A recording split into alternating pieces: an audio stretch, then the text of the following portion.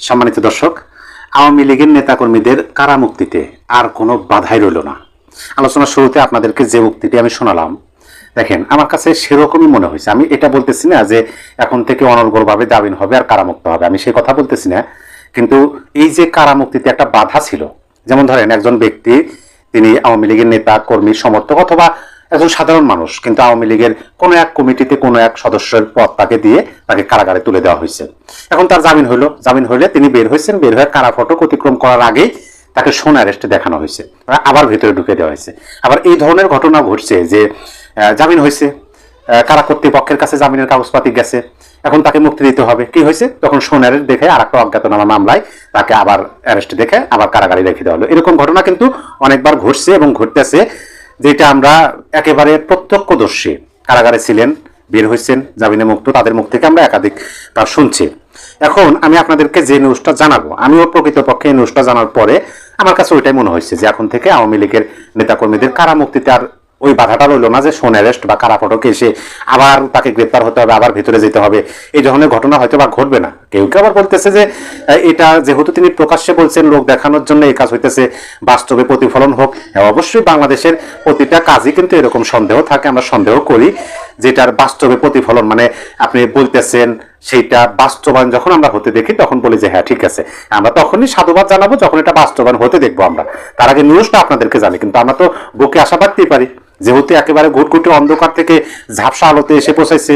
আমরা চাই না যে সেই ঝাপসা আলো থেকে আবার ঘুটঘুটে অন্ধকারে ফিরে যাক। আমরা চাই দিনের আলো উঠুক, সূর্যের আলোতে আলোকিত হোক, দিনের মতো পরিষ্কার হোক, এটা আমরা চাই।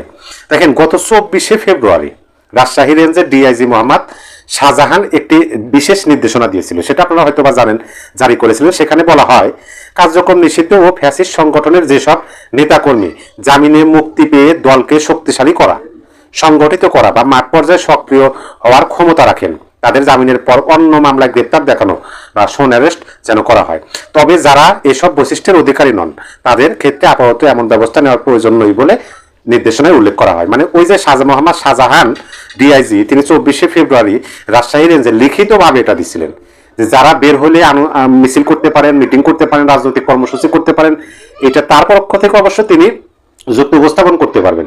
যদি যুক্তি উপস্থাপন নাই করতে পারবেন তাহলে কিন্তু লিখিতভাবে দিতেন না। কারণ কি? কারণ আওয়ামী লীগের নেতাকর্মীদের কর্মকাণ্ড, রাজনৈতিক কর্মকাণ্ডের উপর নিষেধাজ্ঞা আছে। এখন যে সমস্ত নেতাকর্মী বের হয়ে রাজনৈতিক কর্মকাণ্ড করার সক্ষমতা রাখেন তাদেরকে তো জামিন না, পরবর্তীতে তাদেরকে ধরা লাগবে। মানে এই হিসাবে তিনি ওই দিতে পারেন। কিন্তু আশার আলো কোনটা? আশার আলো হলো যে এই ডিআইজি কে আবার আইনি নোটিশ দেওয়া হয়েছে। সেটা আমি আপনাদেরকে বলি।